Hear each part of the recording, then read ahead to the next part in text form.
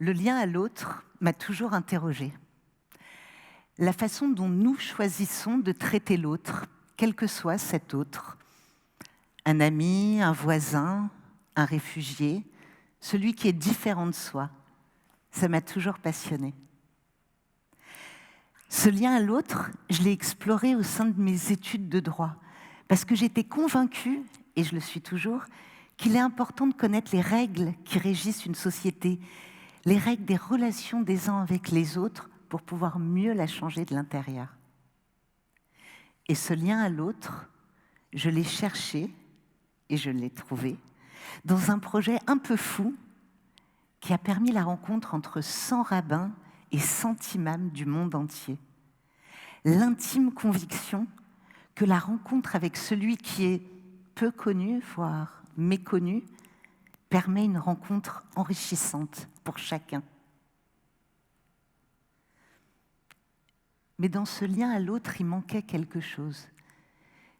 Et peu à peu, j'ai réalisé que je ne pouvais pas faire abstraction du monde naturel qui nous entoure, de cette nature belle et majestueuse, cet environnement hostile aussi parfois.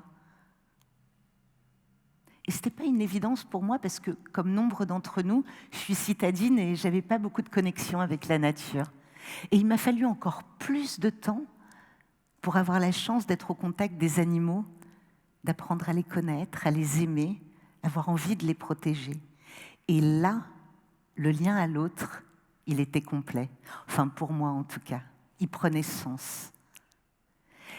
J'ai compris avec le temps que nous faisons partie du vivant, qu'il n'y a pas de séparation entre nous, les autres animaux et la nature, que c'est une construction mentale.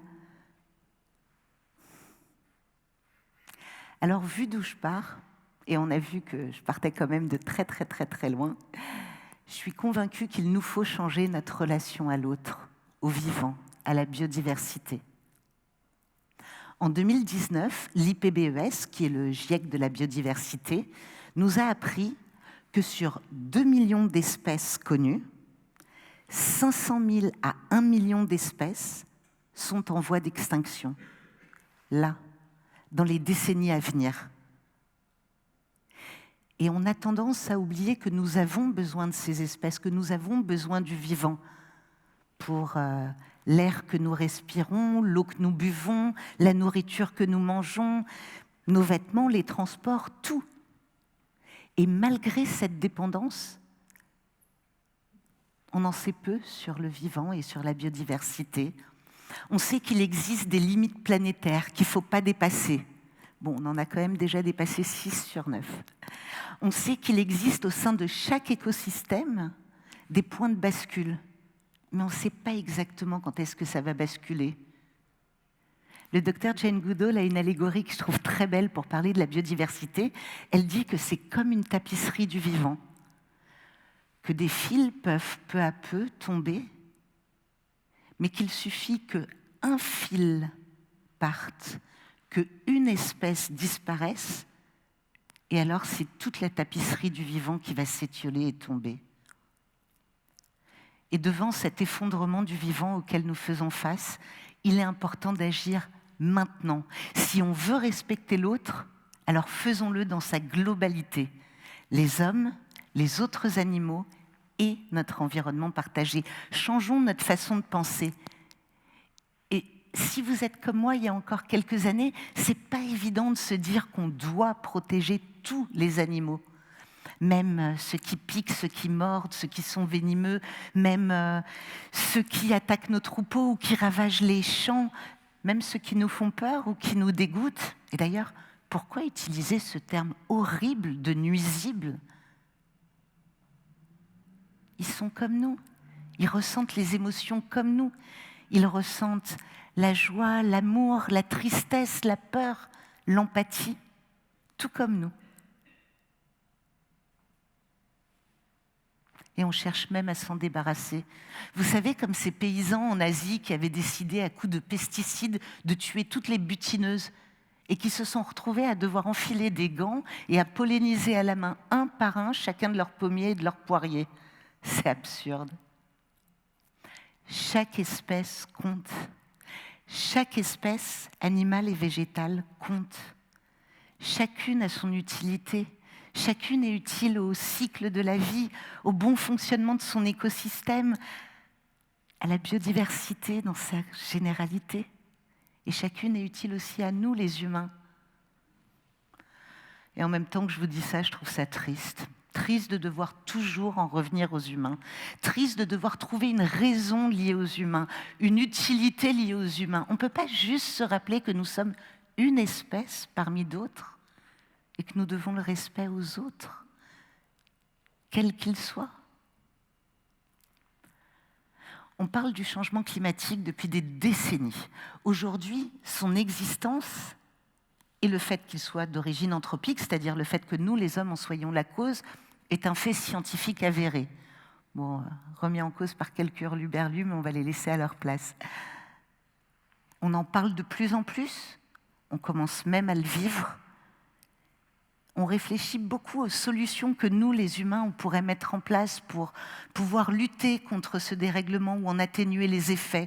On réfléchit aux recherches scientifiques, aux grandes découvertes scientifiques, mais on oublie trop souvent la big picture, à savoir que rien ne sera possible si la planète sur laquelle on vit n'est plus riche et diverse. Une menace n'exclut pas l'autre. La crise climatique, elle ne doit pas occulter l'importance de la crise de la biodiversité. Et je ne sais pas si vous êtes comme moi, mais je n'ai pas l'impression que cette destruction du vivant, ça fasse la une des médias jour après jour. Cette extinction de la biodiversité qui est en cours, là, en ce moment même, elle est trop souvent invisibilisée ou minimisée. Et pourtant, nous sommes face à la 6e extinction des espèces.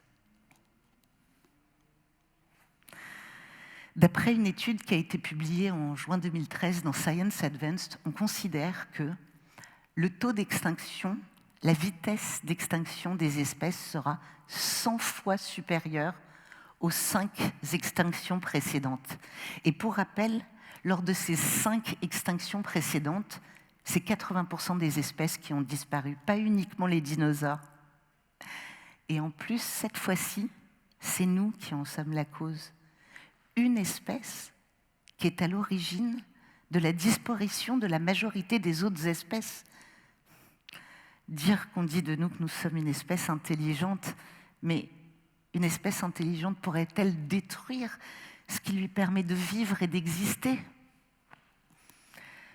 Alors encore une fois se pose la question, pourquoi on n'en parle pas tous les jours, dans tous les cafés, dans tous les médias ? Une des raisons qui peut l'expliquer, d'après moi, c'est le déni. Parce que tous ceux qui travaillent sur la protection du vivant vivent d'une façon ou d'une autre avec une éco-anxiété, un éco-réalisme, comme j'aurais plutôt tendance à le dire. Et croyez-moi, quand on voit ce type d'image, eh ben, ça fait mal au cœur, ce déni. Alors, nous ici, maintenant que c'est dit, accepté, intégré, on sait qu'on a une fenêtre de tir d'environ 5 à 10 années pour agir. Vous, moi, qu'est-ce qu'on va faire ? Certains ont choisi de financiariser la nature. Ça veut dire de donner un prix aux arbres, aux baleines. Ça les rassure, ça permet de rester dans un cadre qu'on connaît bien. J'avoue qu'à titre personnel, ça me met un petit peu mal à l'aise. D'autres donnent des injonctions. Il ne faut pas couper les arbres, il ne faut pas tuer les animaux, disent-ils, mais s'ils le disent à des communautés qui en ont besoin pour manger ou pour se chauffer, si on n'apporte pas de solutions alternatives et durables, ce n'est pas possible. D'où l'importance de ces merveilleuses ONG sur le terrain qui font un travail si important. Elles ont besoin de vous. N'hésitez pas à vous engager auprès d'elles. D'autres, enfin, choisissent de pointer du doigt ceux qui sont responsables.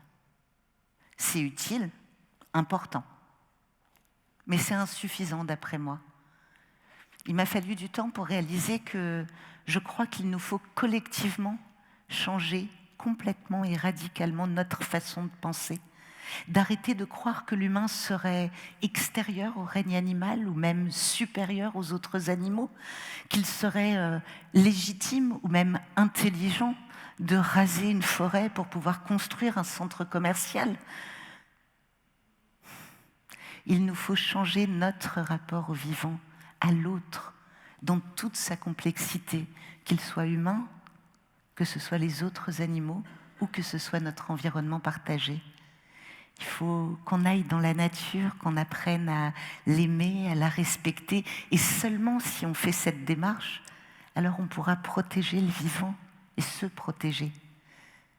Parce que ce n'est pas une simple crise que nous vivons. C'est un vrai problème de fond. C'est un méta-problème. Il nous faut sortir de cette peur qui tétanise, de ce déni qu'on a tous. On est confronté à tant de problèmes dans notre vie, aux guerres qui n'en finissent plus, à une violence banalisée, à un vivre ensemble plus que mis à mal. Et pourtant, cette destruction du vivant, c'est un méta-problème. Pour y faire face, on ne pourra pas se contenter de petits gestes ou de grandes découvertes technologiques. Pour reprendre en main notre avenir, il y a 3 clés, me semble-t-il, qui sont importantes. La première, ça va être de remettre en cause nos modes de vie. La deuxième, ça va être l'espoir. Et la troisième, l'action. Parce que ne pas vouloir voir la réalité en face, ne pas vouloir l'affronter et changer fondamentalement, ne pas agir, c'est aller dans le mur. Et ce n'est pas ça ce que je vous propose. Je vous propose plutôt de rêvons ensemble d'une planète belle, riche et diverse, d'un monde respectueux, en harmonie. Nous avons besoin de tous ces poètes, de tous ces rêveurs qui nous font espérer un monde souhaitable et durable, un futur solidaire, plus empathique, fondé sur d'autres valeurs que celles qui sont tant mises à l'honneur aujourd'hui. Ça ne serait pas merveilleux un monde où on quitterait cette culture de l'ego pour la culture de l'éco? Nous faisons partie d'un écosystème. Nous sommes tous liés dans le vivant, tous interconnectés. Et je suis convaincue qu'on peut et qu'on doit retrouver l'amour, l'émerveillement, le respect, l'empathie, la réconciliation, la solidarité,